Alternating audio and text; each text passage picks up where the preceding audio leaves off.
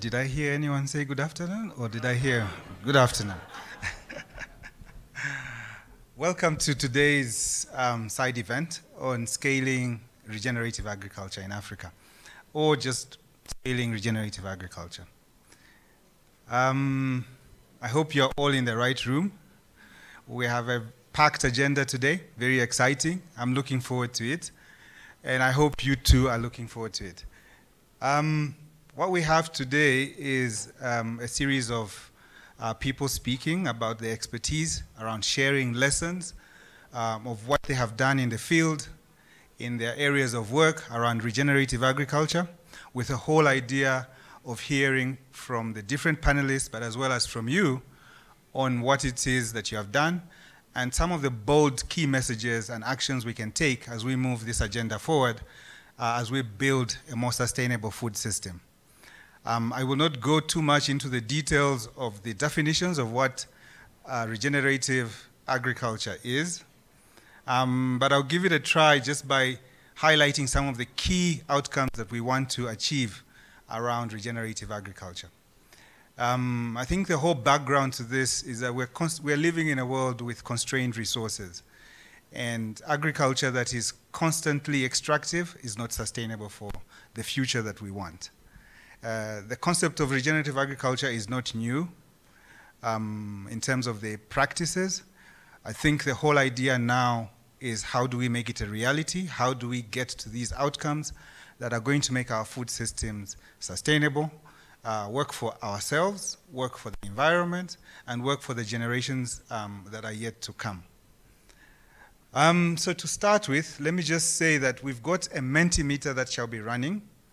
And for those of you who have interacted with a Mentimeter, you can get that from menti.com. I think it's showing on your screens right now. The code that you see there, the number that you see at the top, right at the top, I hope you'll be able to see it because it's really small, is what we use to log in. And what we want to do is to try and get you to participate as we speak. We will be referring to the Mentimeter as we speak in our panels, and at some point we shall use the questions that you pose on the Mentimeter to the expert panel that we have here. I am stalling a little bit because we're supposed to have our permanent secretary from the Ministry of Agriculture. He's here. Oh, fantastic. Now that I know you're here, we can go straight into our program. There's a couple of high-level keynote addresses. And to start with, I will call upon Andre De Jager from SNV to kick us off with a very high-level opening remark. Andre. And please do mention your name the way you told me it's supposed to be.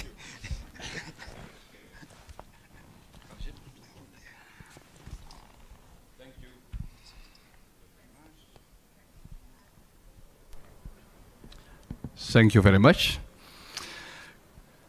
My name is Andre De Jager, if you want to pronounce it correctly in my language.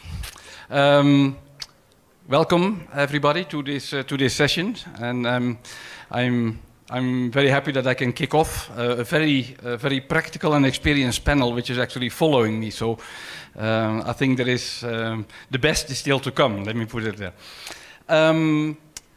I'm an optimist, and I have been privileged to be working in African food systems for quite a number of years, and I've seen quite a number of good developments happening in African agriculture.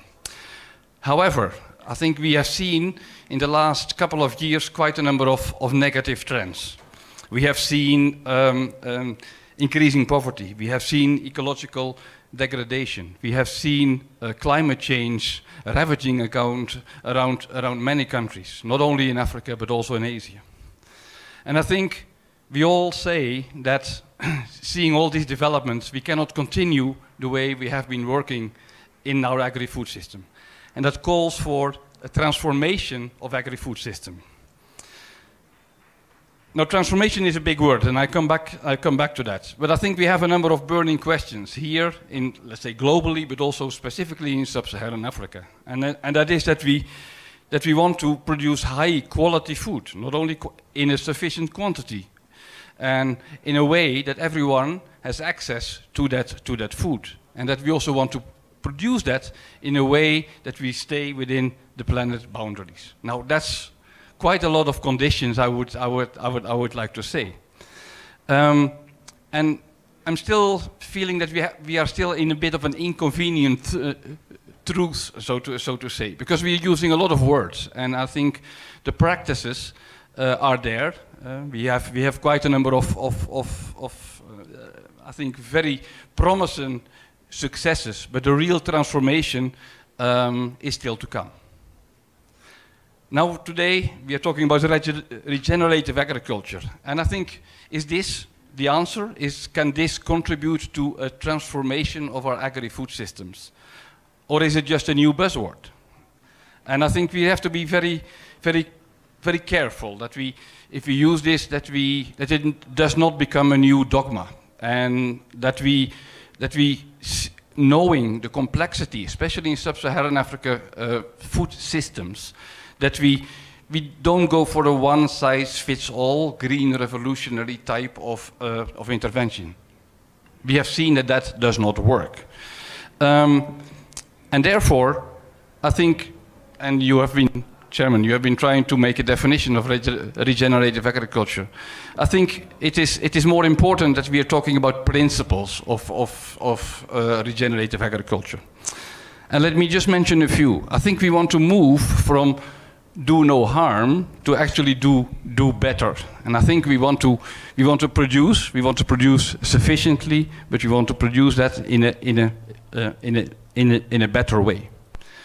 So far, the discourse on regenerative agriculture has been basically around soil health and about biodiversity loss. But I think we have to link it a little bit broader, also to the circular economy, and I'm coming back to that. We also see, and I refer to that when we refer to the complexity of the food systems where we are talking about, that we need a tailored approach. And I think that requires quite a lot of good thinking, requires a lot of good practical knowledge. And I hope in the panel this afternoon we get some good examples for that. What are, in my view, a number of important elements to ensure that we can scale the approach? First of all, that we know the content in which we are working. I think that is very important, and that we are defining sound agronomic practices which really work, in practice, but also at the same time increase productivity and are economically viable. I always say that we really make a transformation, that we have to maximize available local resources, and that we optimize external resources. And I say that because, for instance, if you look at fertility, most of our soils here in sub-Saharan Africa still require chemical fertilizer in order to maintain the productivity levels we actually need. But we have a lot of local resources which are currently not used. And I think that is where regenerative agriculture is all about. So if we are promoting regenerative agriculture, I think we always have to make sure that we have the goal of food security and productivity high on the agenda. The debate is going a lot of what is happening on the farm, but I think we have to look at a little bit broader level, and we have to look at the landscape. And we see that a lot of the productivity increase in sub-Saharan Africa came from using more for agriculture. And I think that has been very detrimental to biodiversity. So I think we have to find also a way of what I call sustainable intensification, and regenerative agriculture can really play a role in that. But then we have to look at the landscape level, not only at the farm level.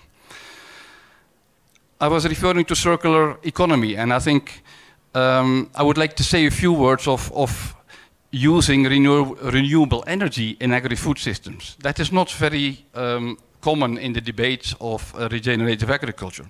But we see that there is a lot of opportunities in using reducing emissions by using solar cooling, solar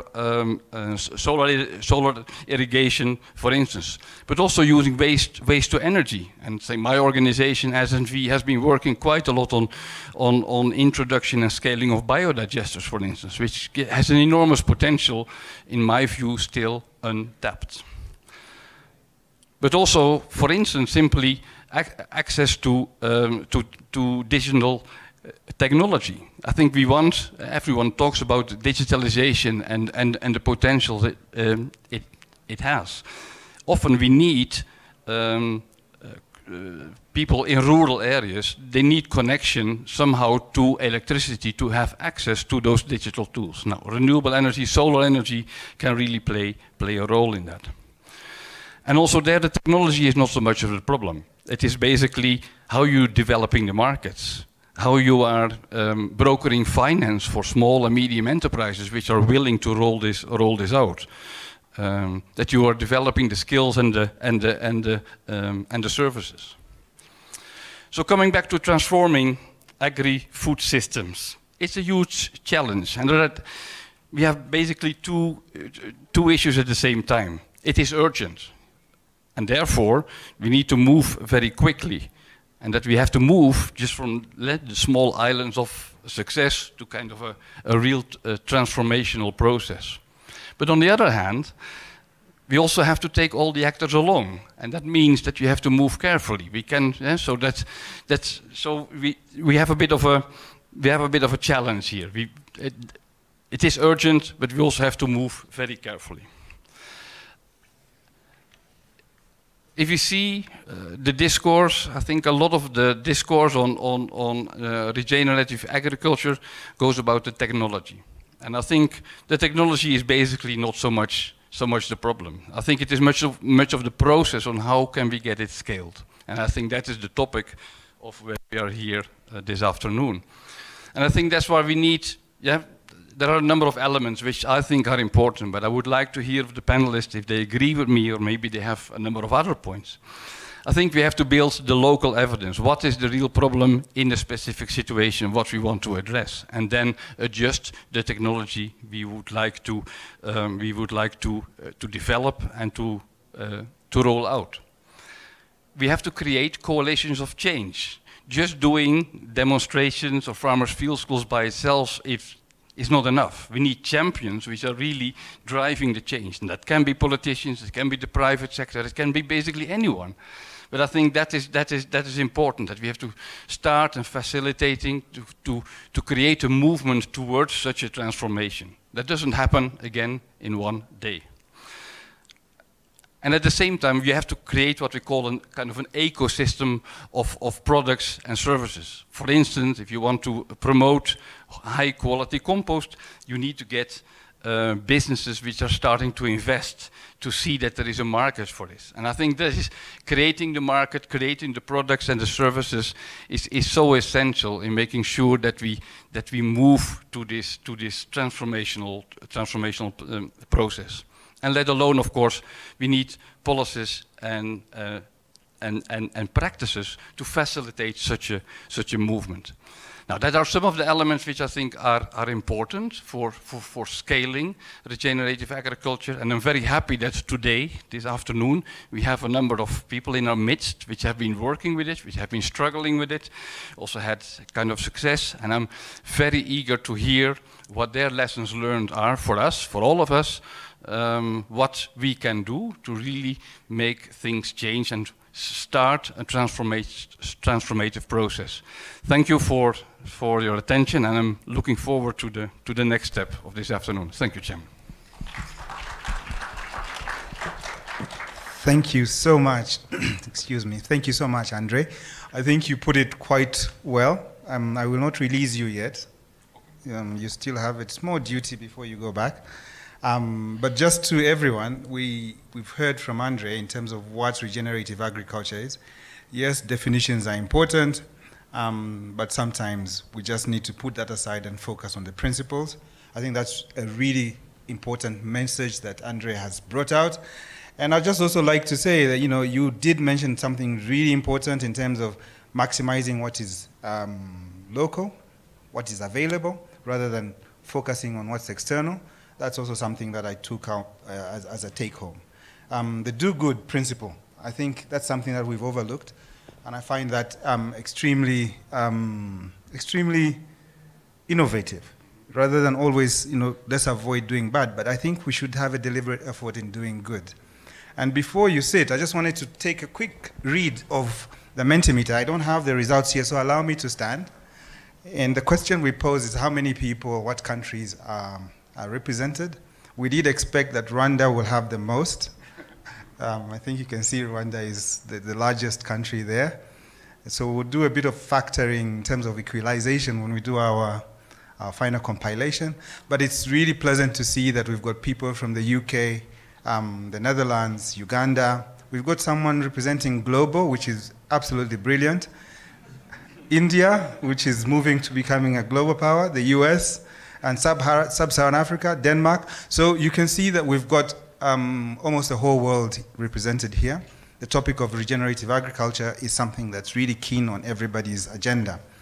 And just before you go, maybe you can just tell us from your short, long experience in SNV, maybe just one practice that you found fascinating around regenerative agriculture. Just one. Just one. And where it was, what happened. What I really find fascinating, which I never realized how powerful that could be, is in Kenya, where I currently live. You have very smallholder zero grazing systems. There are a lot of women which have 2 or 3 cows with zero grazing systems. They are using biodigesters to generate energy by themselves. They use the slurry to make composts to fertilize their 1.2 hectares of their field, and we made a few studies, and it is almost a closed circle system on a very local scale. But the good thing is that it has been demonstrated, but it has really spread out. I think, and we have I think about 5 or 6 districts where all these women farmers with their cows, they are using biodigesters, and it actually has spread by itself. There is a kind of service provision going around. We have manufacturers which are making biodigesters. We have extension staff which know what to talk about. So I think for me that's an example of regenerative agriculture which is already there in practice.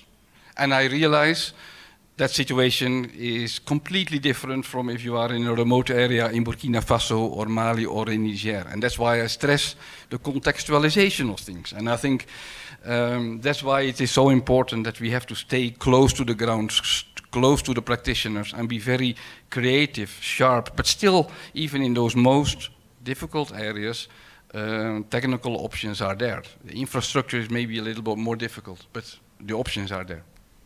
I hope that answers your question. It answers my question perfectly. Thank you so much.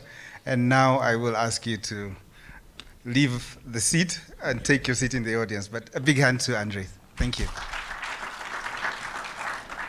I did realize that I forgot to introduce myself. I think it's all in the excitement. My name is Hassan Ngombe. I'm the Resilience Officer in AGRA, and my job is to build resilience within AGRA's key objectives, which is building to transform Africa's food systems into those that are productive and those that serve the needs of the people. So that's who I am, and in AGRA, one of my main projects is regenerative agriculture. So right now, I think I will call upon our colleague, our host from the Ministry of Agriculture in Rwanda, Jean-Claude Musabi Mana. And forgive me for pronouncing your name wrong. Yeah, but Jean-Claude, please. Anyway, we invite you to make your opening remarks and to welcome us officially to Rwanda.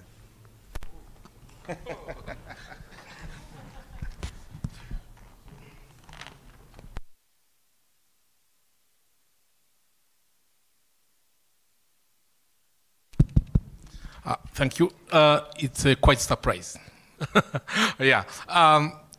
I start by thanking all the participants to this session who took time to attend, first of all, the AGRF, but especially to attend this session, which is about regenerative agriculture.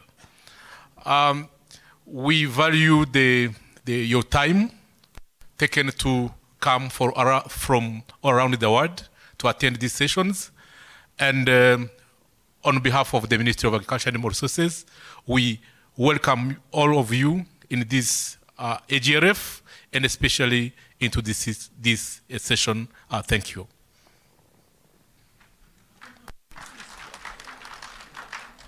Please proceed with your opening remarks.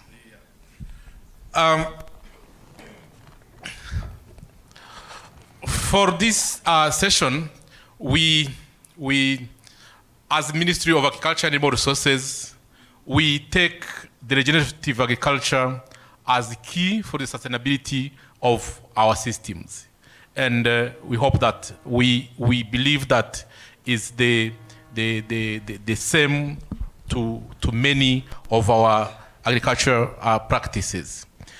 In Rwanda, we have been implementing several projects around the regenerative agriculture. And in Rwanda, we adopted for the comprehensive land husbandry approach, where we have implemented several projects dealing with the careful management of land, water, and plant-based motives and the care of sustainability of increasing projects. And as you know, since the Rwanda landscape is very hilly, the Ministry of Agriculture and Animal Resources, we are promoting radical terraces for soil erosion control. We are promoting agroforestry on those soil to control and to improve the fertility, but also to serve for animal feeding. We also complete all the package with our program called the Girinka program. It's a program where we integrate animals into our farming system in order to make sure that we get enough manure to improve the soil fertility. We also implement several programs in order to promote productivity and resilience by promoting the climate smart practices, by the efficient use and sustainable use and efficient use of input, and also a quiet integration of plant protection and pest management. We also complete all that by better farmers organization in order to have to get to improve the value of what we are implementing as agriculture sector. In Rwanda, the last year, we went through discussions where we have been discussing about how our food systems can be sustained. We joined all the other countries in preparing the last year UN Food Systems Summit, and from that we came up with key actions that will enable sustainability of our systems, and we think that this will be a foundation of the coming progress we are going to make in our food systems. However, we also still have some such challenges where our productive systems are still below the average for the most of the food commodities. We also are facing the challenges of the climate change, the impact of the climate change. We hope that the discussions we are going to have in this room will enable all of us to exchange experiences, but also to have to showcase experiences that we are having in our respective countries in order to make our production systems more sustainable. Thank you very much. Thank you so much, Jean-Claude. That was really very precise, and I think it speaks to some of the key issues that we want to talk about today around regenerative agriculture, which is why regenerative agriculture. We've heard issues of the soils, climate, etc. And what is regenerative agriculture, the what part? And you heard Jean-Claude talking about some of the practices in terracing, the integration of animals within the farming systems. And I think one of the important ones is, by who and for who. And this is primarily for the farmers, and it's for the communities, and essentially it's for all of us. So I'd like to thank you for your opening remarks and your pitch. And at this point, maybe you can join your seat. You can take back your seat. I will not ask any questions at the moment, but there will be a time for questions. I will go on to inviting our next speaker, who is going to give us a pitch from the private sector perspective. And the person I'm going to ask is Aparna Philip from Enview to give us a high-level talk or ideas, insights around the work she's been doing and opportunities that are there for regenerative agriculture. Aparna. Thank you. Can you hear me? Okay. Hi, everyone. I'm Aparna. I come from a company called Enview, and I want to briefly talk about Enview so it puts into context what I'm about to share next. Enview is a venture building studio, one of the oldest venture building studios in the world. It's been around for about 20 years and built about 22 companies. And the kind of companies it builds are all social ventures that drive impact, but also built around sustainable business models. I wanted to sort of provide initially a case study of one of the ventures that we've built and our work, especially in Kenya. So I'll go right into it. We launched in Kenya about 3 years ago. And we had this bold plan, talking about bold plans, of really eliminating post-harvest loss. So all the food that gets lost after it's harvested. And our approach was to look at the gaps in the ecosystem and identify where there were needs for intervention. And we found 3 gaps. One was in a lack of cold chain in the Kenyan food system, a lack of aggregation infrastructure, lack of access to markets, or formal markets rather, and a lack of manufacturing or value addition to produce that could really help drive some of the growth in Kenya. And so based on that, we set up a series of ventures, and I want to talk about one in particular called SocoFresh. SocoFresh is actually a company that solves the problem of cold chain and aggregation. So it sets up solar-powered cold storages all around Kenya that can be accessed by smallholder farmers. And so smallholder farmers come to our cold storages with their produce, and they're able to store their produce, make sure that there is no food loss. And in addition, it provides a market guarantee. So when farmers pay for cold storage, they don't really pay out of pocket. They pay from the proceeds of the sale. And so I have to tell you, the way we built the company, it took quite a while. And this is how Enview builds all of its ventures. We do a series of pilots and experiments, pivot business models. We really look at how can we make a business model that will be scalable across different regions, replicable, and one that will be highly impactful. And so we looked at pricing models, we looked at how to get it out to the farmer, will the farmer buy, how to make it attractive, and we eventually came up with what is now SocoFresh.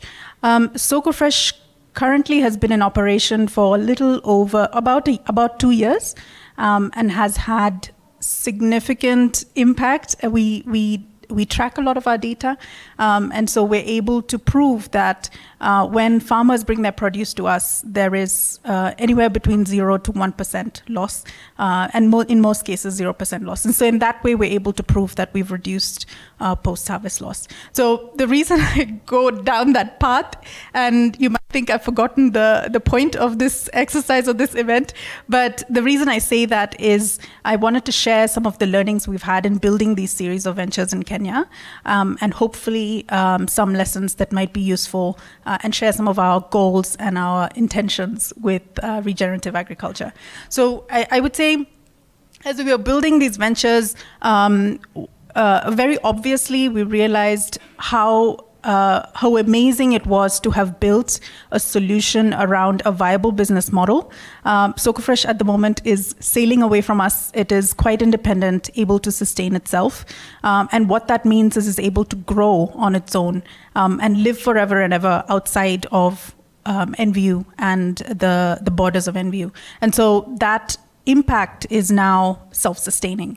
It's able to fund itself in a lot of ways. And as it grows, it's able to grow across regions. The second and actually it related to that is one of the things we realized when we built Soko-Fresh was Soko-Fresh actually provides critical aggregation infrastructure. And what I mean by that is when you're working with a lot of smallholder farmers with small volumes of produce, you need somebody and a central place where you can collect that produce. And so Soko-Fresh provides that, that sort of infrastructure. And we realized as we were building the company that business models that provide, I think Andrea spoke to this, ecosystem enablers that provide infrastructure are absolutely critical when you build resilient food systems. And so going on from that story, I'll come back to that in a little bit, but our second learning as we were building these series of ventures was that the importance of partnerships. IKEA Foundation was really critical in making this these series of ventures happen. We work with SNV, work with One Acre Fund, work with DigiFarm. All these partners have really helped support us as we've built these series of ventures. Going back to regenerate, sorry, I've got my time check here. Going back to the why we're all here today. With us being out in the field, observing some of these problems that farmers have, we have a front seat to what is breaking. And what is absolutely unsustainable is the current production systems. And so having realized that, we are now launching a program to build another series of ventures to help farmers transition to sustainable practices. And we want to build the kind of companies that Soko-Fresh is, which is ecosystem enablers, companies that provide infrastructure that can be viable, sustainable, and that have impact. So I guess the summary of my story, or what I am trying to say is, if we really want to have build sustainable food system, if we want to have long-term impact, we, at least at NVU, have seen the power of sustainable, viable business models. Thank you so much, Aparna. Great insights. Don't leave yet. We have gained 2 minutes, so I do have a question for you. And that question is, Africa is diverse, many diverse situations. How do you see business fitting into the diverse environment that Africa is in? I mean, no one farming system is the same to another.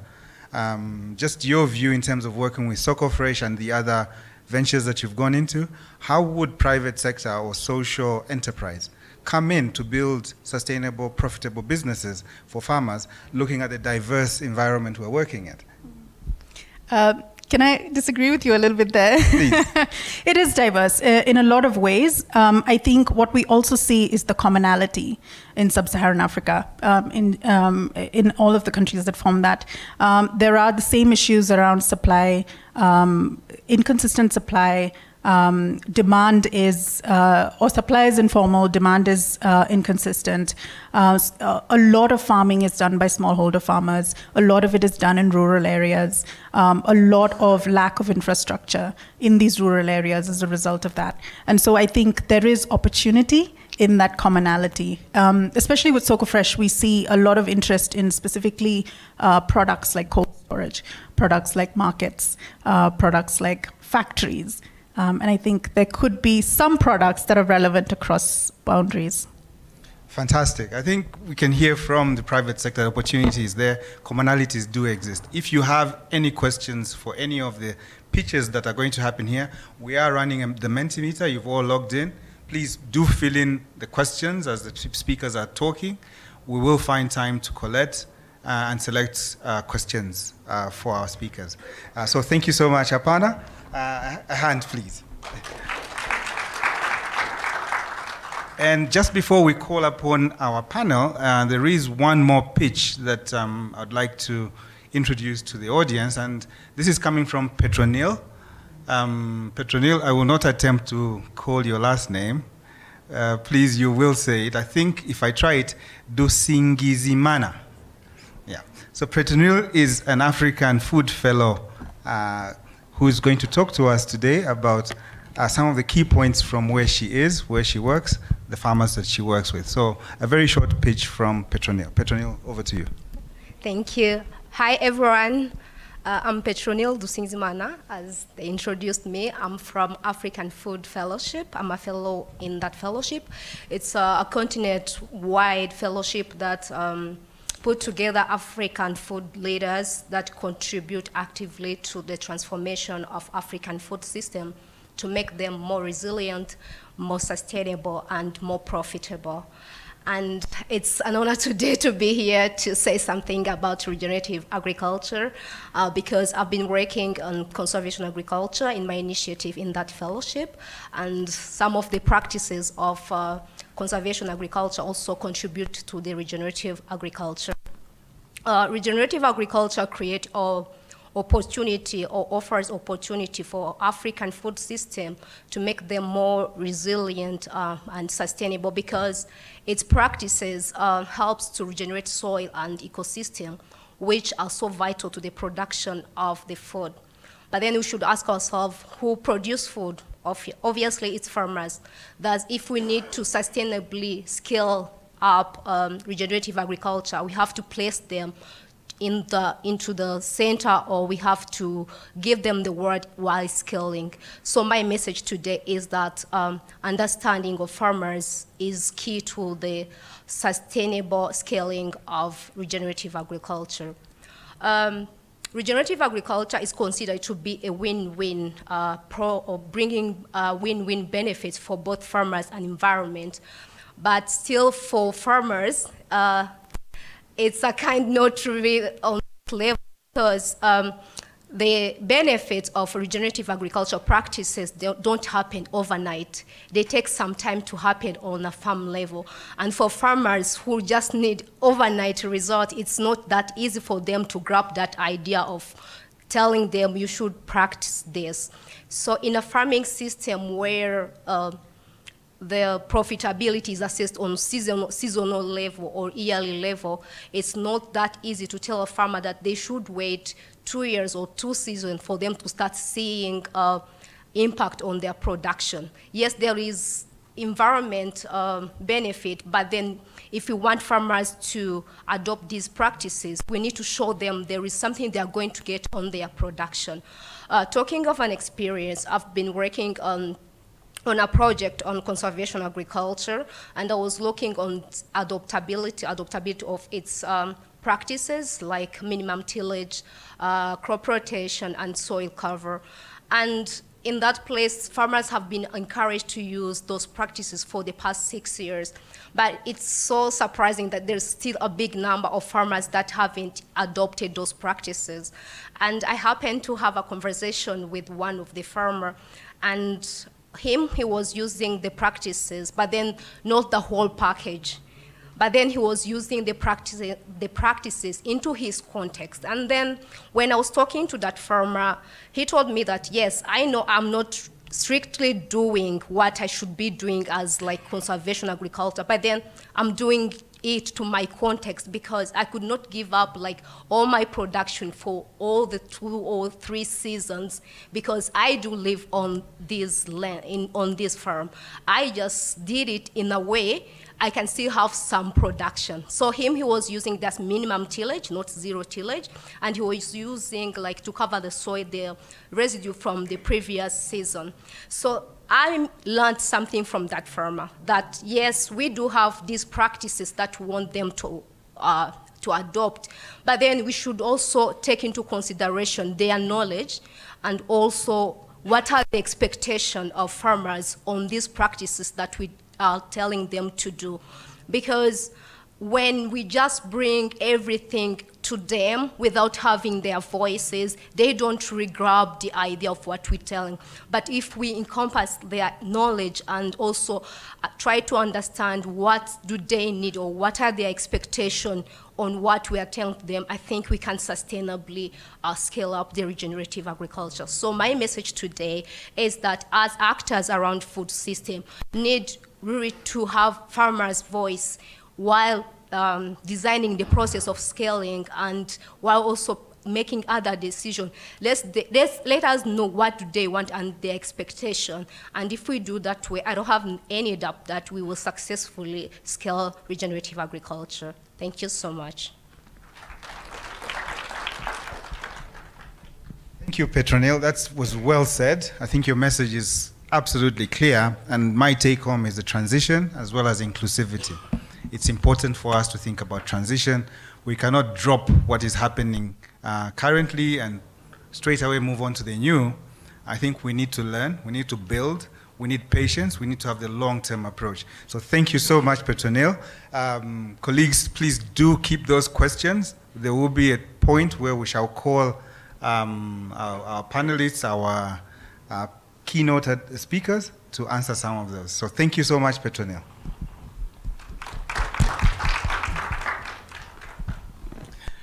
I did mention earlier on that we have an exciting panel that we are going to guide us through a series of topics, a series of issues from their perspectives, what they have learned. And it's an honor to be sitting up here to moderate for this panel. And I will be introducing them to you. And as I introduce them, I'll ask the speakers to come up and join me up here. So I'll start with our first, not really our first, but the first on the list. And this is Anthony Mugambi Makona from Kilimo Trust. Anthony, please join us. I'll also call upon Eda. Please feel free to sit on any of the seats. Eda Nangole from Aseli, Africa. We also have Rex Chapota from Farm Radio International. Rex, please join us. Leah Wangui Mwaura. And Magnifique. Is Magnifique here today? Yes. Magnifique, please join us. Just allow me to give Jean-Claude his phone back. No problem. So welcome, panelists, to today's panel. You've heard the pitches from our first range of speakers, the issues they've experienced from the private sector, the government. We had we had Petronille, who's coming as a fellow, who has dealt with farmers. And your task here today is really just to speak about your experiences, but also feel free to respond to any of the issues that have been raised. And the reason we're here is to share experiences, to learn from each other, and also to see some of the bold actions that we can take as we leave AGRF, that we can take along with us as we go back to our work on a daily life. So to start with, and I'm not sure who I shall start with, but I think my barometer is telling me to start with Leah. And Leah, just in a few words, maybe you can help pass the microphone to Leah. In a few words, maybe you can just tell us some of the experiences that you have on the ground on regenerative agriculture. What are the key success factors that you've seen on the ground? And what message would you have for our policymakers. So 3 very simple questions. What is it that you have seen on the groundwork? What are those key success factors? And if there's any messages you have for policymakers. Well, thank you very much, Hassan. I think to start with, I think you've heard the saying that healthy soils, healthy lives. And so in terms of my implementation, one of the things that I've seen is that we've all seen the data that African soils are really, well, they're quite poor. We are losing fertility each and every day. We are seeing the issues of having low organic matter in soils, high acidity because of not using fertilizers very well. And we're also seeing organic matter depleting. So in terms of, you've asked what I've seen on ground, right? One of the things that I've seen in terms of farmers adopting regenerative practices is that the practices, as Petronil said, you cannot adopt everything at once. It's staggered, it's a transition. But just going into an experience, we've seen farmers, for example, in Murang'a County in Kenya, adopting the use of Zypits because the rains are becoming more and more depleted. We don't have enough rains in every rainy season. And when they adopt the use of Zypits, for example, during their planting seasons, they are using less water. So we've seen farmers transition from irrigating every day to irrigating once in 4 days. And this is quite important in terms of water efficiency. Because of climate change, we have very little water that's available. I mean, for example, when it's not raining and we need to irrigate. So that's one of the things that I've seen. Just another example in Kisumu County, that's a very different agroecological zone. What I've seen is that farmers who are really trying to rehabilitate their soils with increasing organic matter are actually becoming more resilient when the rains fail. So for example, some farmers that used composting in their fields before the rains, when the rains were quite short, they had sufficient germination. They were having more production than the other farmers who did not have. So it is a transition. It's not something that you can quantify in a day or in one cropping season, but we've seen significant strides in improving organic matter and how the improving of organic matter is becoming sufficient, is quite relevant. And just to give an example of Kenya as a country, one of our national determined contributions is to increase tree coverage. And the government is very clear that each and every farm should have at least 10% of trees. So, and that's a policy that, has come upon because of the NDCs that Kenya has declared. So practices like agroforestry are becoming quite relevant in terms of farmers adhering to the policy that has come in. So even the policies that are being generated by by the countries or even at county level are seeing more and more adoption of regenerative practices. They may not say it's regenerative, but it is taking a step towards regenerative agriculture. Thank you. Thank you so much, Leah. And I didn't mention, you're coming from VEG. What was the organization you're coming from, sorry? Sorry, I work with SNV. SNV. Yes, thanks. Great. Just to be sure. So, interesting practices on the ground. The outlook in terms of the objectives, the long-term objectives, the benefits towards crops, as you mentioned, very interesting. And I'd like to swing over to Anthony. Leah did mention that it's difficult to quantify some of these issues. But from where you work and in terms of markets, is there opportunities, is there a market for regenerative agriculture? Thank you very much, and good afternoon to the participants and my fellow panelists. From where I sit and from the perspective of our modus operandi at Kilimo Trust, we feel that everything has to make business sense for everyone involved.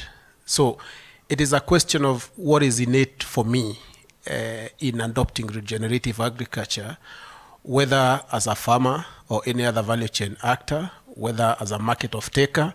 And that's why, for instance, at Kilimo Trust, we adopt what we call a consortium approach, basically to value chain development or to adoption of any technology. And that's why, for instance, in pushing for regenerative agriculture in the rice value chain with the support from IKEA Foundation, what we do is, first of all, build a business case around any regenerative agriculture practice that we want to promote. For instance, in the rice value chain, we have a mandate to ensure that we promote what we call circular economy, or to make rice value chain more circular. You know, of course, in terms of climate change contribution, rice is one of the value chains that is most culpable because of the production of methane and other greenhouse gases. And therefore, we would want the farmers to say, for instance, use as less as possible of external fertilizers, for instance, those that are nitrogen-based. And we would want them to adopt, for instance, rotational cropping with a leguminous crop, for instance. But then you have to build a business case around that to ensure that the partners they are working with and the farmers themselves see value in it. So what have we done? For instance, in Uganda, one of our partners now, as I said, we are working through a consortium approach where we have an anchor partner who has the business case that would trickle down all the way to the farmers for adoption upwards.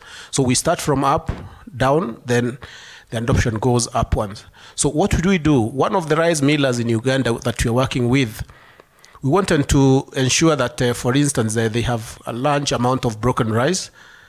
And at the same time, they are also working with farmers in one of the rice irrigation schemes in Uganda. And we wanted these farmers to adopt rotational cropping for both, in order to ensure that we are fixing nitrogen in the soil, but at the same time, we are also promoting less disturbance of the rice fields in terms of continuous plowing of the land every other season. So we want to promote use of the residue moisture or use of moisture that is left after you've harvested the crop by putting a leguminous crop, that is soybeans. And therefore, we built a business case around that with the rice buyer or the miller to ensure that they use the broken rice for making of porridge, but fortifying it with soybeans. So the same farmers that are producing rice for this particular miller will put in soybeans as a subsequent crop. So there will be less disturbance of the soil in those fields, but at the same time, there is less of use of nitrogen in the subsequent seasons because we see at least a minimum of 20% fixation of nitrogen in those fields. So these farmers have guaranteed market for their soybeans that they are rotating with the rice, and this miller is using the broken rice to be able to fortify that for fortified porridge. And that is the product that comes out, the fortified porridge, is good for the farming communities, basically as a base of pyramid consumers for that. And it's promoting nutrition and other aspects. And we've seen that we are seeing from that business case, the accumulated net profit over 5 years period from that venture alone is not less than $6 million over 5 years, retained income or retained profit after tax. So you even don't want to imagine the gross margin, which is a gross profit for over 5 years, which is over 12 million. So this is a very good business case, and it is encouraging everyone to pull up in that particular instance. And we've seen from that business case, because we've worked out the numbers, already impact investors are coming in. Already they've received the first batch of disbursement from one of the impact investors for that business case of not less than $250,000, and we are expecting more before the end of the year from that business case alone.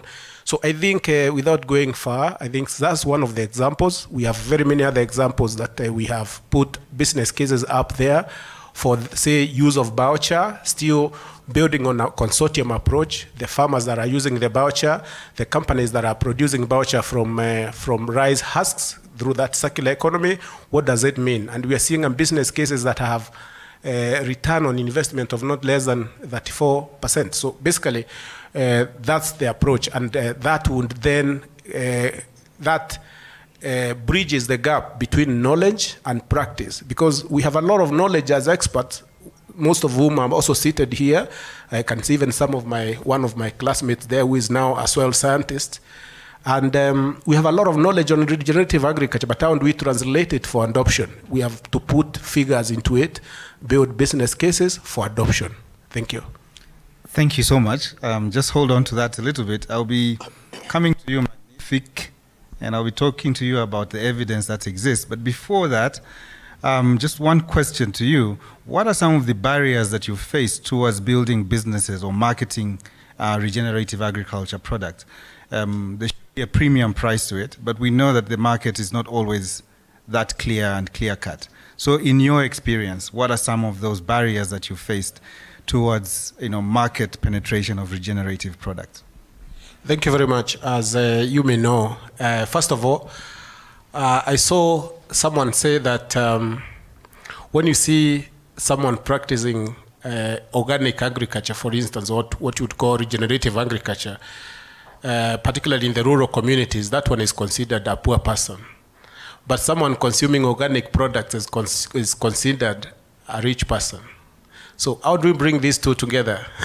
It's about how do we ensure that this consumer who so much loves products that are produced regeneratively or organic products, if you went that direction, how do we ensure that the producer then gains a premium?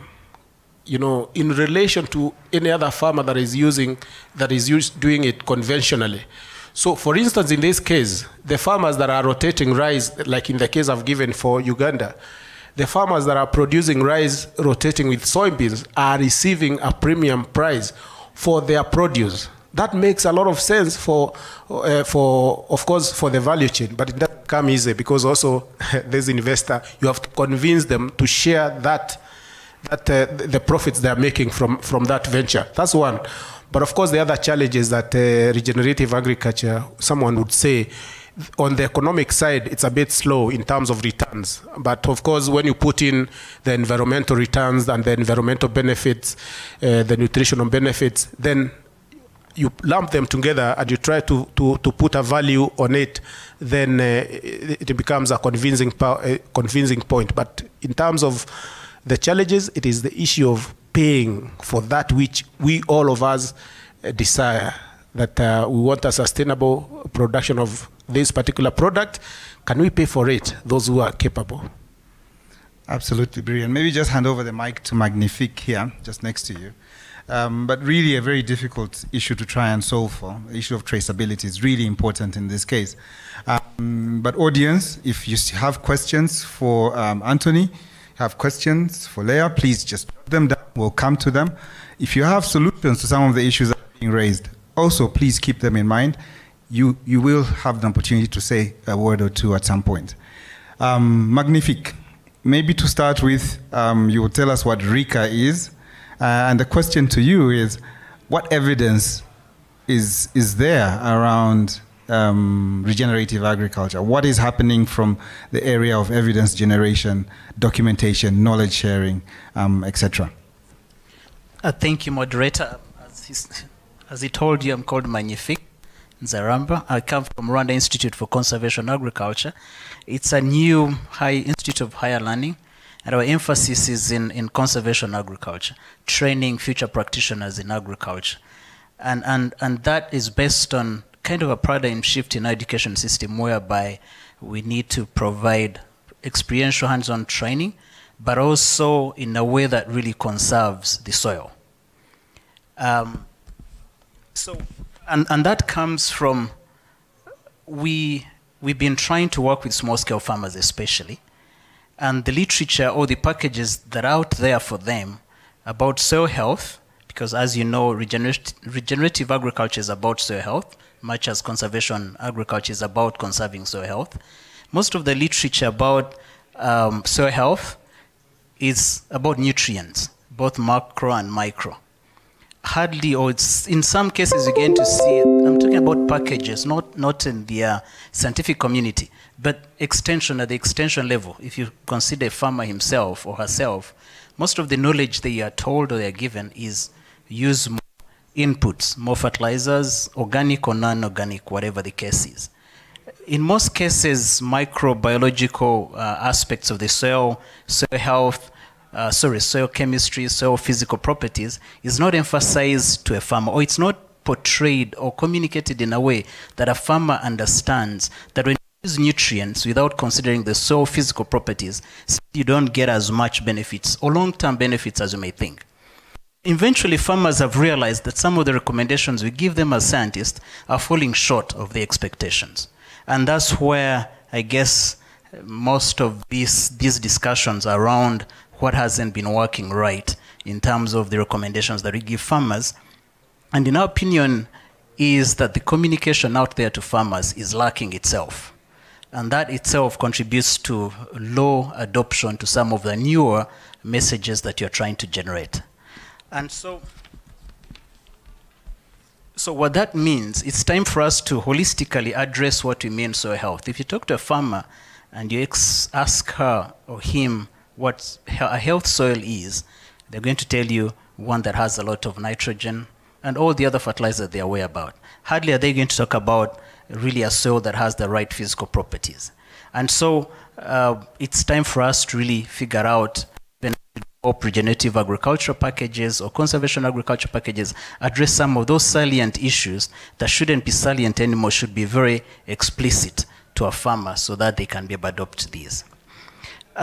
We've had experiments ourselves whereby we've tried to undertake some of all the principles as some of the speakers talked about. Minimum tillage, management of residues, crop rotation, cover cropping, but each of those has its own challenges on a farmer level. You cannot tell a farmer with a very small piece of land to consider cover cropping. That means they'll have to go a season or two without any food. Is that attainable? No, it's not. Residue management itself is another challenge, but it's possible if a proper package is developed, as we're saying. So in brief, some of the packages that we're developing, we really need to put them to the context of the farmer. It shouldn't be one shoe fits all. It shouldn't be all principles or practices adopted. One can adopt the other based on their context, or they may not be able to take any. But how do you get them interested to be able to scale conservation agriculture, regenerative agriculture? And so that talks about how do we package our messaging to a farmer. Now, the challenges that we're seeing is products or commodity prices for commodities that are produced through conservation agriculture or regenerative agriculture and conventional agriculture, that you may define it, the market prices are the same. And so when you tell a farmer to change his or her practice when they expect the same price, you're really not addressing the problem. So they can only adopt that if the cost of production, whatever you're telling them to do, is going to reduce the cost of production, because the market price is going to be the same. Unless they see a benefit in management of weeds, irrigation, as one of our colleagues has talked about, reduction in cost for irrigation. It's only then that they will be able to adopt, because those are quick wins in their perspective. Talking to them about conserving soil for the next generation, yet they need sufficient food for today, I think we sometimes emphasize environmental issues in long term, and we forget about the really immediate issues that farmers have to meet to feed their families. So our approach has been, which aspects of regenerative agriculture, conservation agriculture, can we address or start with that a farmer would see immediate benefits and thereafter scale? Because until they see immediate benefit in a season or two, hardly are they going to be interested in whatever you're talking to them. One aspect that we took as a solution is managing weeds. Minimum tillage, the most problem that farmers have faced and hence resist is when you tell them they do weed, they do till to manage weeds. If you come up with a situation or a solution that would help them manage weeds, that's a starting point for them to adopt. And then thereafter, you can come up with all the other practices they'll be able to adopt. One way we've been able to do that is we've had experiments with a few farmers, and through supervised, I would say supervised mulching or residue management, they've realized that that has reduced their cost of weeding by at least a third in about 4 seasons. That's a good starting point, and some of those have become the ones telling their colleagues, you don't have to, you can manage weeds through mulching. So simple observation like those that are farmer-based, that are really at that scale of a small-scale farmer, I believe those are the approaches that will help in scaling regenerative agriculture and conservation agriculture. Thank you. Thank you so much, Magnifique, for that very eloquently spoken and to the point, really, in terms of the practices, some of the challenges that you see on the ground. And I really want to transition into my colleagues on my left here. And I'm wondering whether I should go with Leah or Rex. Probably I should start with Rex for you to energize us a little bit in terms of communication. You heard from Magnifique in terms of some of the challenges, the barriers around adoption is communication. From where you sit, which is Farm Radio International, just pass it over, please. What are your experiences in terms of communication? What is the role of communication, the role of the media in seeing us through this process of regenerative agriculture? Thank you so much for the question. Indeed, let me start from a premise of if you don't know, you can't do it. And taking a cue from my fellows here who say lots of us have got the information knowledge here about regenerative agriculture, but how much of it is at the fingertips of the farmer out there?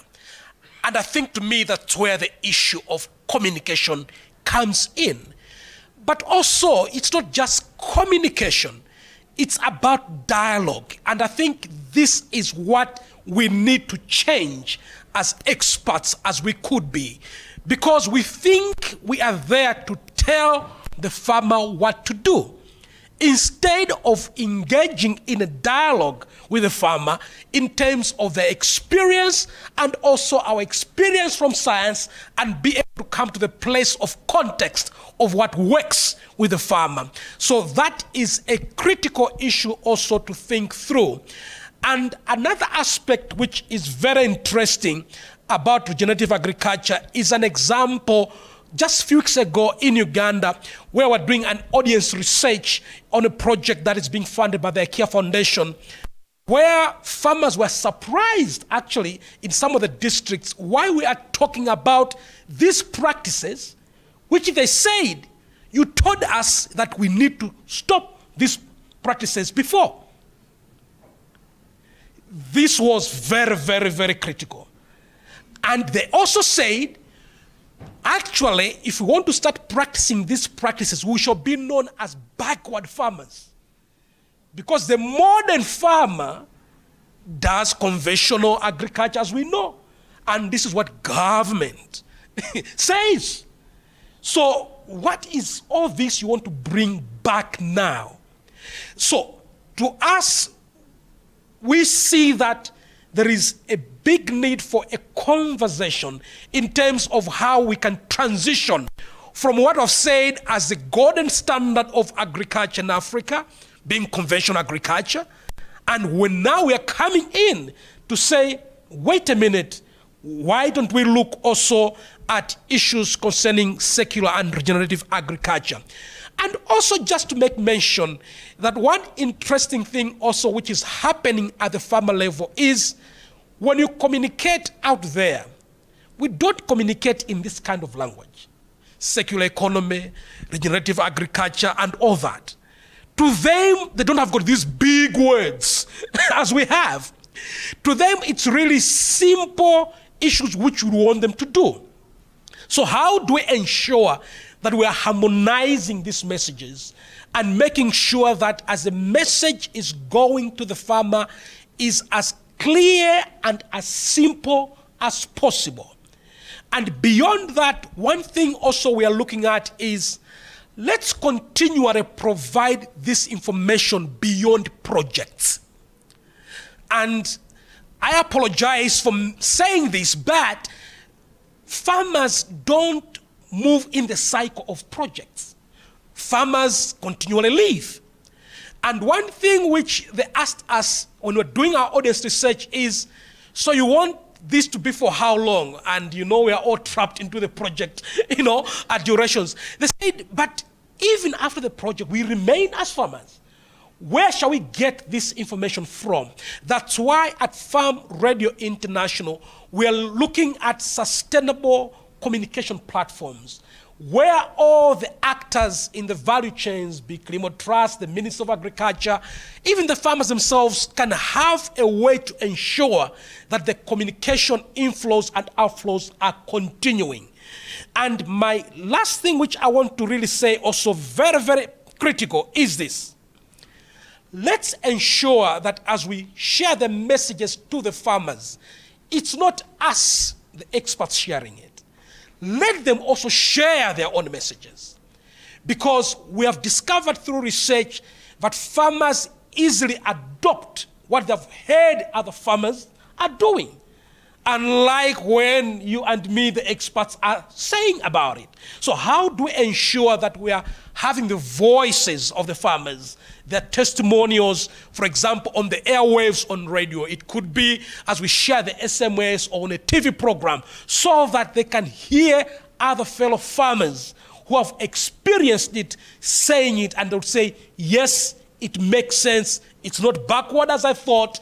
This is the way to do agriculture now. So those are some of the elements we are learning in the communication platforms. Thank you. I did say energize us.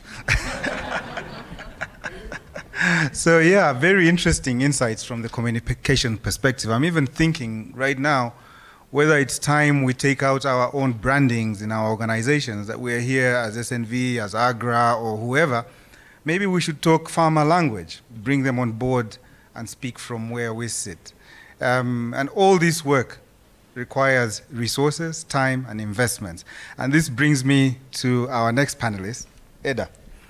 As you speak, please tell us what ASELI is as well. And my question to you is, what are some, listening to some of the barriers and the challenges from the speakers, what is the role of financing and how do you see it playing into the regenerative discussion and practices? Are there solutions that are there for us immediately? It's a long-term issue. A lot of questions surrounding how we finance this venture. So yeah, give it a go. Thank you. ASELI Africa is a market incentive facility that aims to bridge the gap between capital, supply, and demand in the agri-SME finance market. We work with commercial banks, social impact investors, and non-bank financial institutions to incentivize them to lend to the agri-SMEs in the region. So to your question, what are the solutions? So first of all, we've been working with commercial banks and social impact investors in the region for the past 2 years, and we have learned that the financial institutions are willing and ready to support regenerative agri-businesses as long as there is proof of economic viability. So if there is no business case, the financial institutions will not support. But if there is, they're interested. So given that the regenerative agri-businesses have a long time to demonstrate returns on investments, then this has been an impediment for them to access finance. And that is why the likes of ASELI have come in to offer a blended finance solution. So how does ASELI work?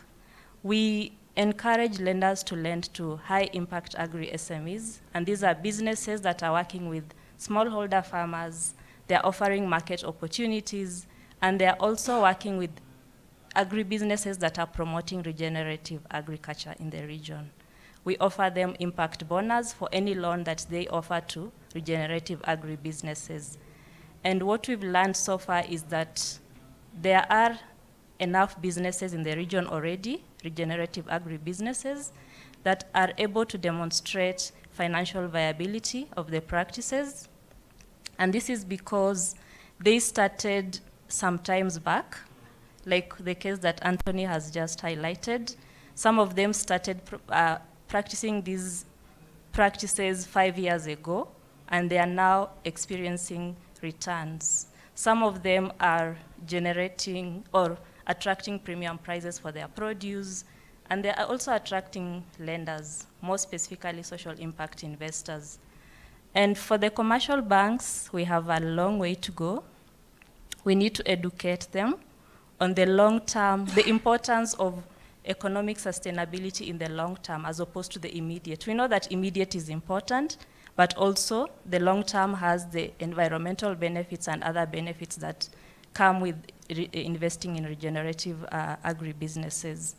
So at Azaseli, we are trying to shift the lender perspective, but we are also building evidence to be able to build or showcase economic models for these businesses so that they can be able to attract lending. What happens in the short term? For those SMEs that are just starting off, most of them are working with institutions that incubate regenerative agriculture or regenerative agribusinesses and circular agribusinesses. So this segment is already attracting some grant funding or patient capital or other types of financial solutions. And once they're in a stable situation where they can be able to attract conventional financing, then we come in and offer them technical assistance to support them so that they can be investment ready to access finance from conventional financing. So the finances are there, lenders are willing to fund, but the economic model has to work for them. Thank you. Thank you so much, Eda. The transition period is really important, as you've mentioned.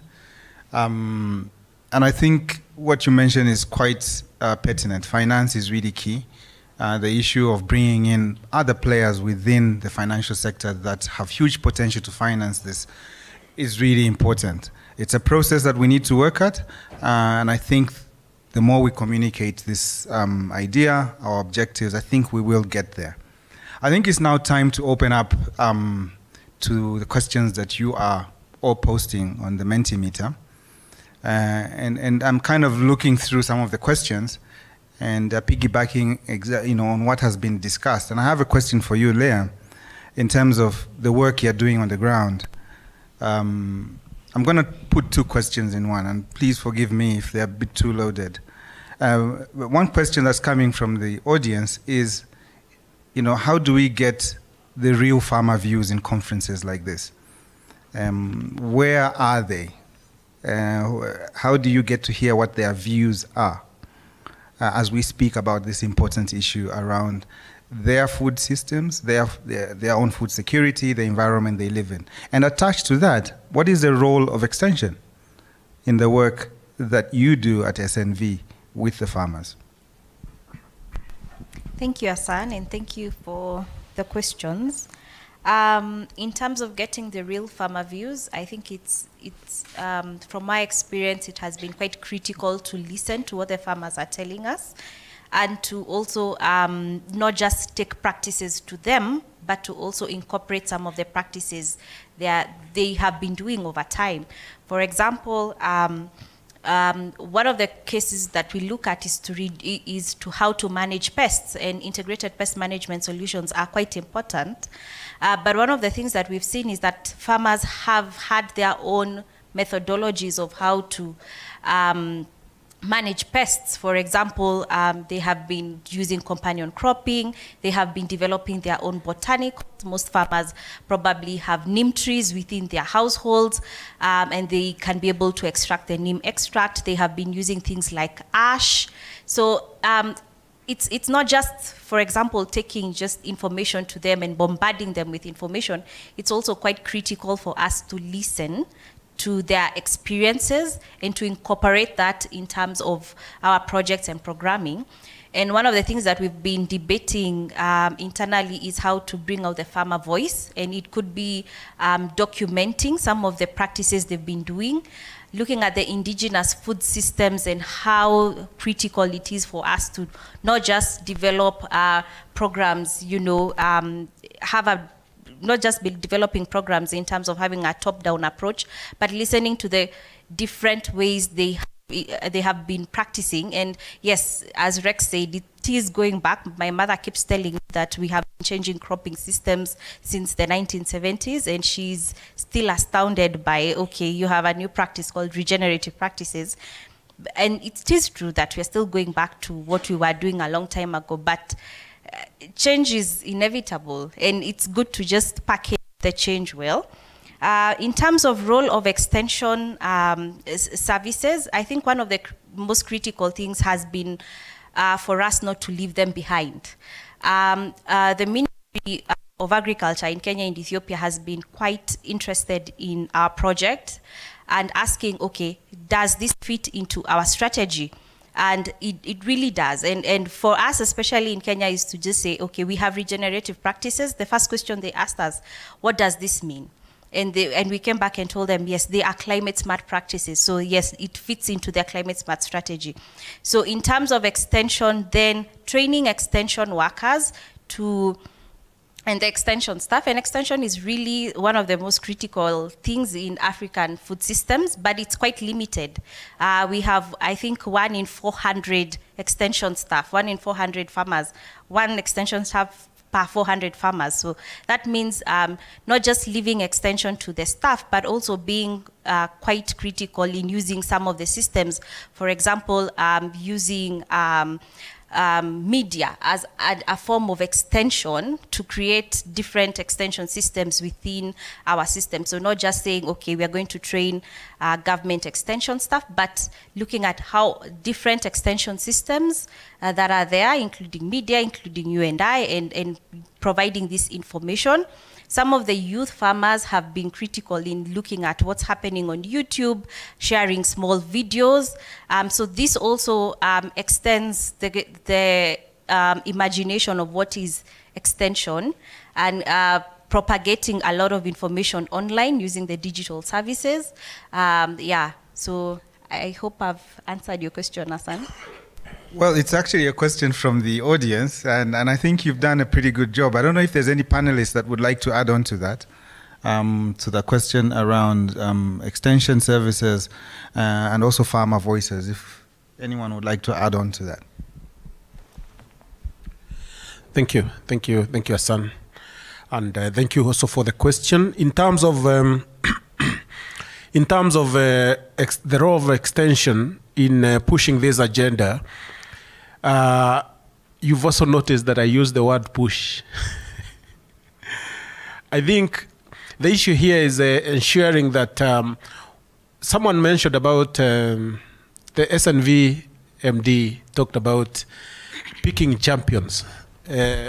Of course, sometimes we would want to have champions who are either politicians or those other high-ed guys. But our champions actually belong in the village where the farmers reside.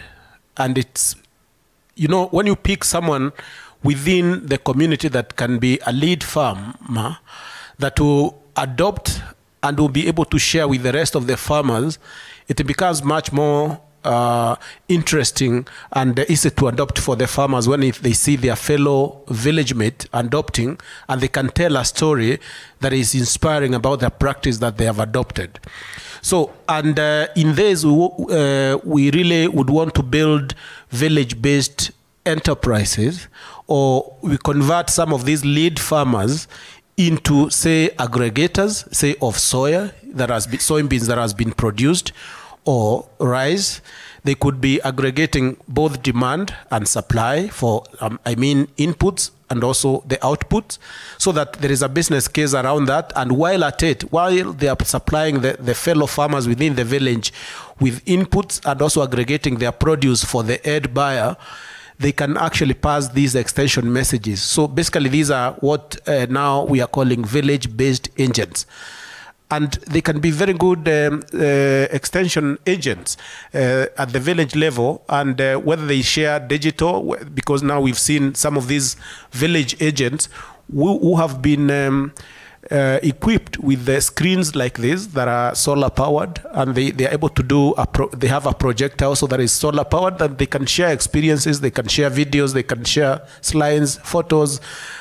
And we've seen this work very, very interestingly, because in some areas, for instance, in some East African countries, the last time they employed extension officers was way back, maybe in the 80s or in the early 90s, before the structural adjustment programs came around. So therefore, we have some ratios that are one extension officer to even 2,000 farmers. So it's crazy. So if we adopted that village-based agent model, it could pass these extension messages very, very easily. Thank you. Thank you so much. Yeah, I think the whole basic idea is to have community-based extension, and that's what village-based agents, I think, is referring to on this matter. There is a question for SocoFresh. What is SocoFresh? Is it an app, etc.? But we can talk about that a little later. I'll give you an opportunity shortly. I wanted to quickly jump to Magnifique. There's a question here around, is it possible for small-scale farmers adopting regenerative agriculture to tap into carbon credits? If yes, how can we do this? Would this encourage the adoption of regenerative agriculture? Carbon credits. That's a very good question. Now imagine, as a farmer, you tell me carbon credit. What does that mean? So, and I wanted to say, I think that's where the problem is. I'll respond to that in a minute. But just on the first question, how do you get farmers involved? We need to speak the farmer's language. We shouldn't be speaking about carbon credits. We shouldn't be speaking about regenerative agriculture. We should be speaking about what does really a farmer have to do to meet what we call regenerative agriculture, conservation agriculture. And I'll give an example, a very quick one, moderator, if you may allow. I one time went to speak to farmers, and I was telling them to reuse the residues back into where they harvested. And a farmer told me, but there's somebody who told me these residues are good if I fed them to the animals, because that's circular economy. Now, both messages are right, but they are confusing to the farmer. When you talk about reusing those materials for another economic use, you're going into another area of circular economy.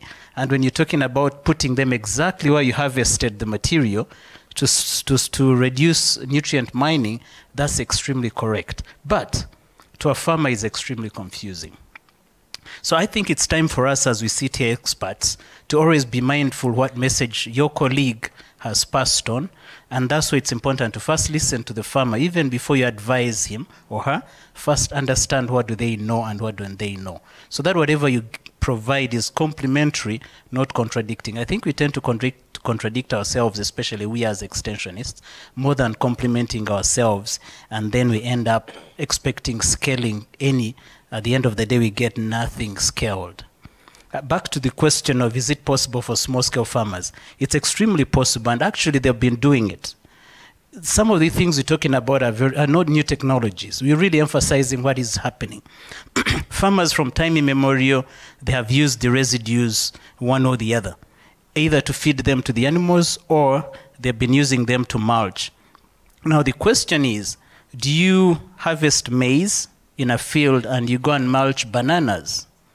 So you're practicing conservation agriculture, regenerative agriculture in a banana field, but you're depleting the soil where you harvested the maize. So I think it's doable, yes, and they're doing it, but how do you put it in the context of meeting the health soil? It's explaining to the farmer that much as you're taking the maize to the banana field, you can as well use the banana residues in the banana field and the maize residues in the maize field. So the short answer is it's very doable, and they're doing it. All we need to do as experts is to help them put it in the right context, in the right balance, without necessarily ascribing percentages of what should one do to qualify as regenerative agriculture or conservation agriculture, but working with them to understand that it's important to do what you're doing in the right context that they themselves understand. But most importantly, emphasize the benefits, short-term and long-term. Farmers hardly understand the long-term environmental benefits. They want to see immediate effects, just like any of us would want to see benefits from whatever we do on a daily basis. So for the carbon credits, I think that's us, the experts, to figure out. I don't think it should be for the farmers to go into that detail of technicalities. What they need to do or to know is, how do I keep my soil healthy? How do I keep it moist in the days when there is no rain? What do I have to do to minimize the soil drying? By mulching, by not plowing it when it's not really necessary. As far as the extra benefits to the regional or continental level, I believe it's too early for us to start getting them involved to that extent, but I may be wrong. Thank you. Well, there's no wrong or right answer here, and I think you are quite articulate around the issue. It's all about the farmer or the communities where these farmers live at the end of the day. A couple of technical issues. Yes, carbon credit does present an opportunity. The question is, how do we bring it to them? And I think this is something that we all need to discuss. Maybe a dialogue is really important. The questions are still coming in, and really interesting questions. There was one on the youth that I don't know who to give it. Probably I'll give it to Rex before I come to Eda. Eda, there is a question on multinationals and how we involve them within the regenerative agriculture space. But before you come in, I will ask Rex to speak about youth involvement within regenerative agriculture. I've paraphrased the question. Question was more, how do we bring them into the cold chain and etc. But more generally, I used to be youth not so long ago. And I used to think that I was misunderstood by the people who kept me, my parents, my guardians, my teachers, everyone, all the way until university. Now, hindsight, yeah, maybe I misunderstood them too. But how do we bring in the youth into this conversation? They are the biggest component of our population. And I think they're a significant stakeholder within this process. How, when, where? Thank you so much. And I'm not sure if I'm youth too or not. But I think the whole issue of young people is very, very critical. And we are seeing it on the ground. And one thing which I can say is a key message from young people is, if we are not involved, then it's not for us. And in most cases, we don't deliberately involve them in meaningful ways. And one of the key messages that also young people have told us is that they want to see the benefits. And as one of us said, it's not long-term benefits. Young people want to see the benefits now. So maybe the question to all of us is there a way we can be able to package issues surrounding regenerative agriculture and show that it can go hand in hand with quick wins, as young people are looking for? That's one key issue to look at. But also another issue about young people is the way we communicate with them. And to me, that's a question for Extension and all of us, because some of the methods we use to communicate to young people, we think young people are listening when actually we are speaking to ourselves. So for example, as somebody said, that indeed young people, in terms of the digital platforms, it's one key issue to bring them into the conversation, but also for the, I would say, traditional media, in this example, radio.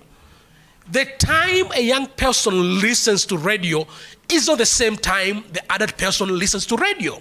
And I've seen that in most of the radio stations, people have assumed that the adult audience also includes the young people. It's different. And it's not even just the messaging, it's how you bring in the message to the young people in terms of what is vibe for them.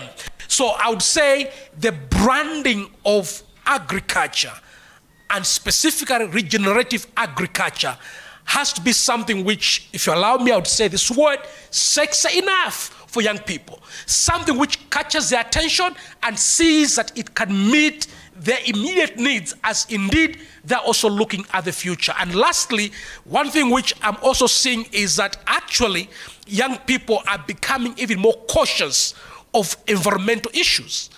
Because it's not you and me, assuming I'm not young enough, it's not you and me who shall be there in the future, it's them. So they really see that if there is anything they can do now which gives them a better future tomorrow, in this case, a sustainable agricultural system, is something which is sellable to them. But are we packaging it enough? Are we giving them space to come into the conversation? Or most of the cases, it's us alone. That's something which I would say. Thank you. Thank you so much, Rex, for that. And please just hand over the microphone to Eda. Eda, the question was around multinationals and their role in this space. Is it them against us or them with us? Are we in it together? And as you also speak towards that, what's the role of the civil society in some of these solutions that you proposed? And how we all work together within this space of regenerative agriculture? Thank you. So when you talk about multinationals, it's quite broad, so I'll only pick one aspect of the multinationals. We have the likes of the global certification programs, the likes of Organic and Rainforest Alliance. They've been working with agricultural SMEs, so I'm talking about agricultural SMEs, to be able to implement some of the practices that fall under the regenerative ag practices. And those SMEs that qualify or are able to receive certification attract premium prices for their produce. And then this trickles down to farmer members or farmers who sell to the SMEs. They also earn a premium price or a bonus from the SMEs for producing products through the sustainable practices that include regenerative agriculture. And then in terms of civil society, I think I will be the wrong person because we have a lot of SNV in the room, including the leader.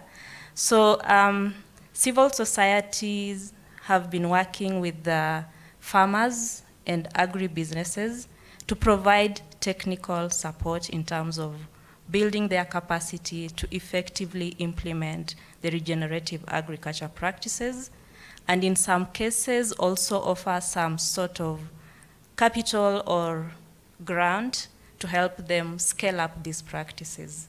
So we have the likes of, I've forgotten the name, the institution that promotes biodigesters. There's SNV and there's also another one. They are working with the SMEs to encourage them to use waste from one aspect of their business as energy solutions, or also to compost and use it as organic manure to improve their soil health. So there are several actors in the room or globally, but what we need to agree on or work together is we need to come together and demonstrate business models that show that regenerative agriculture is financially viable, both in the short term and long term. Short term, if we implement some of the practices, and long term is when now the business has gone fully into the regenerative mode. Thank you. Thank you so much, Eda. I think very clear and concise answer. Altaf, how are we doing on time? We're good? I think we're coming to the tail end now. I think over 1.5 hours have passed, and quite a discussion we're having in here. I will come back to the panel asking you to wrap up with a 1-minute answer, and I leave my question really vague. But I'll let you answer your own question, and I'll ask you, what have I asked you that I haven't asked you around the topic of regenerative agriculture? So 1 minute for you to wrap up. But as you think about that, I'll walk over to Arpana to speak a little bit about Soko Fresh. Thank you. So the question was on if SocoFresh is a digital product. It's not a digital product. What it looks like is a cold store, is a container that is fabricated to keep things cold, and it is set up around the villages or at farm gate at first mile. Yeah, so I hope that answers the question. Okay. There's also a question on some of the key challenges around SocoFresh. Did you already speak to them? No. Key challenges. I think one of the key challenges we face is just a change in production patterns that affects the kind of farmers we can work with, the regions we can work in. And so I think climate change affects SocoFresh too. But the fact that we have solar-powered cold storages helps us continue to provide those services. The other is in sort of determining where we go to next. There is a lot of need, and how do we define our criteria for impact? And another is maybe just fundraising to meet our level of growth that we want to have. Thank you so much, our partner, for explaining. And so we do have the ambassador for SocoFresh. I live in Kenya, but I'm Zambian, and I learned that Soko means market. So this would translate into a fresh market, or market fresh. Fresh to market. Yeah. In Zambia, Soko is a name of someone. So we have Sokos as well. Yeah, just a piece of information, additional. So I did mention to you that, you know, I'm asking all the panelists this question. Should I have asked you a question? Is there something you want to talk about or say that I didn't ask? So very, very quickly, because we're coming to the tail end, and I will ask Nico to summarize at some point, to come and give us some closing remarks. I'll reserve 7 to 8 minutes for you. But maybe I start with you, Anthony. What should have I asked you that I haven't? Thank you. Thank you, Assam. And for me, it's about issues around the circular economy that we are promoting. And I think how can the consortium approach I talked about be able to come in to answer the question of carbon credit and carbon credit trading?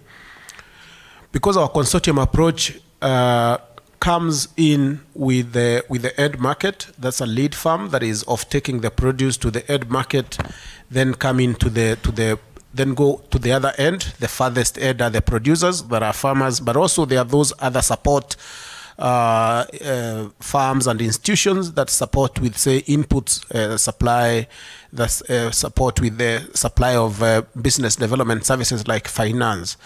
But also in this aspect, for instance, under the rice value chain, which in this case is one of the value chains that really we are pushing to ensure that it is sustainably done, or rice production is sustainable, and making the entire value chain a little bit more circular. So the consortium approach comes in to support carbon trading in a way that, for instance, the farm that is of taking the rice husks and converting them into biochar, one of the best known carbon sinks, is that the farm that is using the biochar, that is basically the char from rice husks, this is the partner that is now leading in the carbon trading in terms of aggregating how much carbon is basically held by the biochar that is used by whether the horticulture farmers or the coffee farmers. When they aggregate this, when they trade in the carbon credit from the biochar that is used, then they can just get some little administrative fees, and then the entire sale goes to the farmers. That is much easier than telling an individual farmer to trade in carbon credit. Thank you. Thank you so much, Anthony. And yeah, maybe I'll give you 30 seconds afterwards. I should have said that as you say what I should have asked you, maybe also keep in mind the theme of this AGRF about bold action. Just round it up within a minute, you know, what I should have asked you and some of the bold messages that you have as we move forward. I'll start with you. Thank you. So the question you would have asked me is, are there financial products that are targeting regenerative agribusinesses in the region? And the answer is yes. Lending institutions, including commercial banks, are already designing products that target regenerative production. We have institutions that offer loans for solar-powered irrigation plants that go hand in hand with the practices that my sister Leah was talking about. And are the businesses able to access those finances? Yes. So we as stakeholders, what are we supposed to do? We need to work together and develop, as I said earlier, economic models to prove that regenerative agribusinesses are viable, scalable, and they are going to make a contribution to the food systems in the long run. Thank you. Please pass it on to Rex very quickly. Thank you. I think for me, 3 takeaways. Number 1, policy coherence by governments ought to be decisive in the space of regenerative agriculture. If we do that, then the issue of conflicting messages, the issue of transition between conventional agriculture and regen agriculture would not be issues to tackle in the next conference. Can there be policy coherence? And the PS is here. I think they need to act on this matter. Secondly, what happens to farmers' voices? We talk about them. Farmers are not just interested in their voices coming out, but they want their voices to bring in change. Number 1, on policy, on practice, and on research. And when we've done that, let's be able to value that and let them know to say, this is happening because you asked that question. If researchers, we give them professorship. If it's farmers, we forget them. Farmers are demanding to be heard and valued when they contribute to this kind of discussion. And lastly, communication. We normally put communication as the last minute thing in our intervention, in the project. Oh, there is a remaining budget, communication. Let's stop that. Let's invest in communication, in extension, advisory services, because these are key. We cannot move the needle towards resilient agricultural systems when there is information poverty at the farmer level. Thank you. Please pass it on to Leah. 1 minute, please. You are eating into my time. Thank you. I don't have the vehemence that Rex has, but I think an important messaging, especially towards the theme of AGRF, is about resilience. And I think it's critical for us in the African food systems to understand that when our soils are depleted, then we don't have anything. In fact, there is a Sanguru is going around the world, talking about the soil crisis. And one of the things he says is that soil without organic matter is sand. So is it critical for us to do something? Yes, and it's critical for us to do it now. Rehabilitate our soils, look at our practices. And I think farmers are interested. But their interest is really on production and productivity per unit area. And also, when we say we're increasing resilience and they are farming crops that are working towards resilience, are we also being critical in asking ourselves, are we eating seasonally? Are we demanding for things that are available at the moment, or are we demanding for, lettuce in, somewhere? Somewhere in the sub-Saharan where people can't just grow it. So, bold action requires not only the actors to do it, but also ourselves. So let's do something about it too. Thanks. Thank you so much, Leah. And Magnifique, 1 minute, please. Thank you. I should say, as my colleague has mentioned, because most of the soils, arable land is being depleted, we need to regenerate the depleted soils through regenerative agriculture, and we conserve it through conservation agriculture going forward. And so the starting point should be learning from the farmers themselves. The most resilient people in the agriculture sector, the farmers themselves. There's a lot of good practices that they have that we tend to not consider. I think let's start by scaling up those practices as we work around coming up with new technological techniques that would supplement or complement what they already know. Thank you.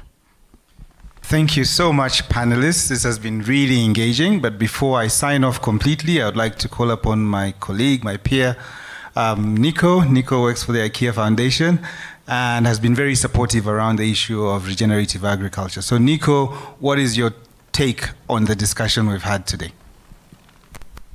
Thanks, Hassan, and thanks for accepting the invitation to moderate us through this super session.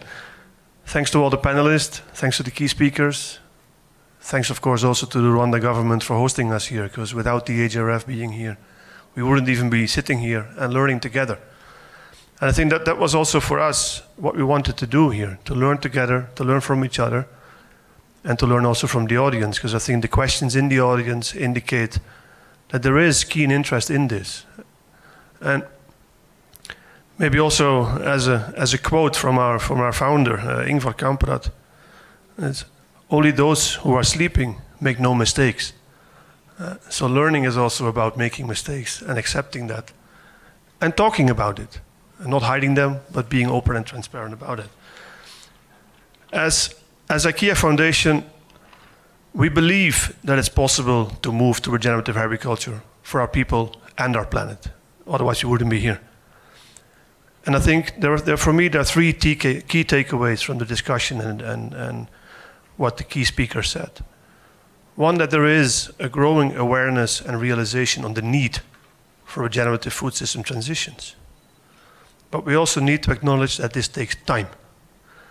It's not a light switch that we can flip on. We need time to find out how it works.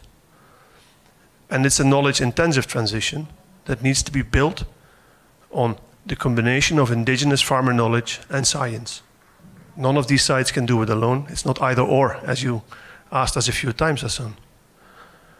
But not all the technical details are well known, and more research is needed to develop the solid evidence that it is working, so investment is willing to invest, so governments are willing to change the policies. And that evidence needs to be made more publicly available. We all have the tendency in the development world to keep the reports in our drawers, because if the others know it, they may run away with it. It's not about competition, it's about working together.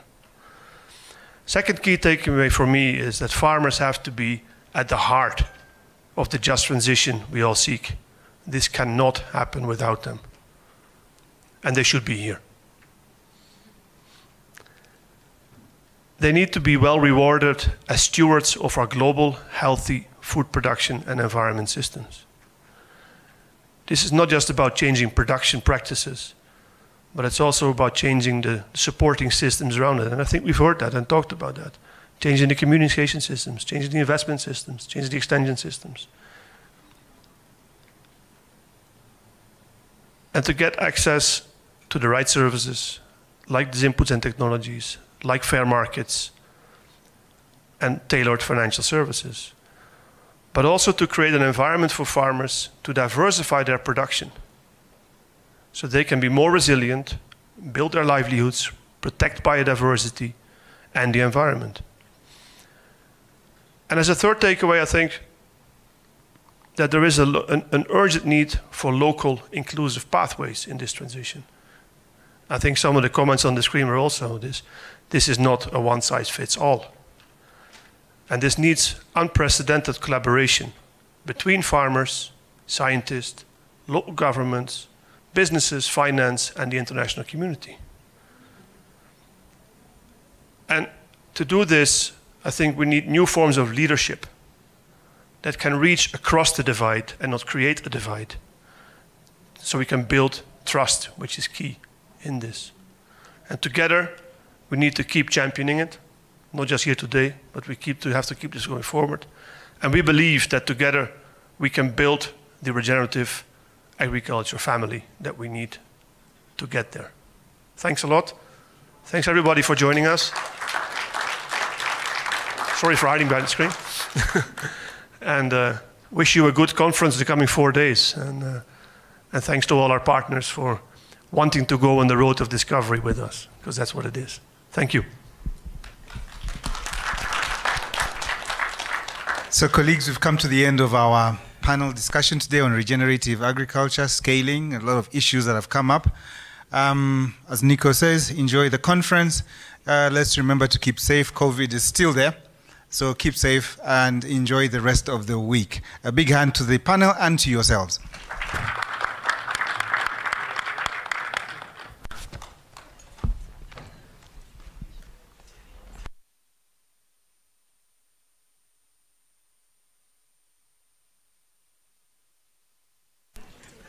Oh, sorry. Sorry. Have I been cut off already? I've been asked, there's a question on the Mentimeter. Some of your key takeaways, if you can put in an answer, that would be great. You're walking away with your Mentimeter. The question is there, what was your key takeaway from this panel? We need your feedback. It's really important for our work. And we appreciate you being here. Thank you.